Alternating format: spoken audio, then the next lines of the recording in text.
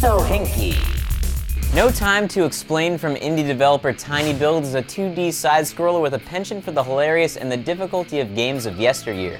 So will this game be a side-splitting good time, or will... What the... I'm you from the future! This game's really good, but...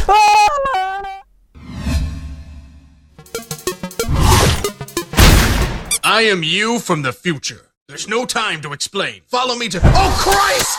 Ah!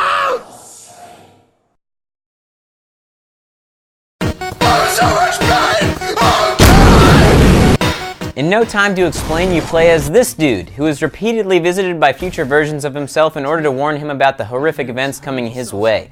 It's full of time paradoxes, tentacle sharks, crabs, spaceships, and hilarious one-liners like... My ribs are in my eyes! At the core of the game's mechanics, it is a platformer, but depending on which version of yourself you are and what weapon you're equipped with, you can launch and propel yourself around the environment in various ways, your goal being to reach the time portal at the end of the level, and if you so choose, collect some of these silly hats. As the game progresses, the story becomes more and more ridiculous and simultaneously more and more hilarious.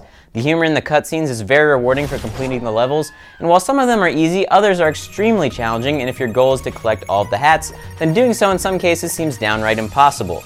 The voice acting in the game is phenomenally funny and well done, and the music is great as well. I will say though, the music can become pretty monotonous when you get stuck on a level and hear the same loop over and over again. The gameplay in general is extremely fun and the humor is absolutely hysterical, but one area of the game that I had problems with was the difficulty.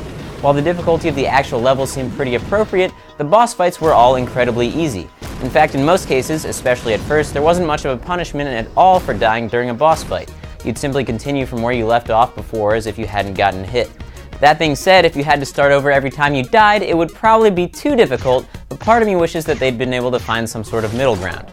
For $10, the game will last you somewhere around 3 hours if you play straight through, and if you're trying to collect every hat, well, it will take you way longer than that.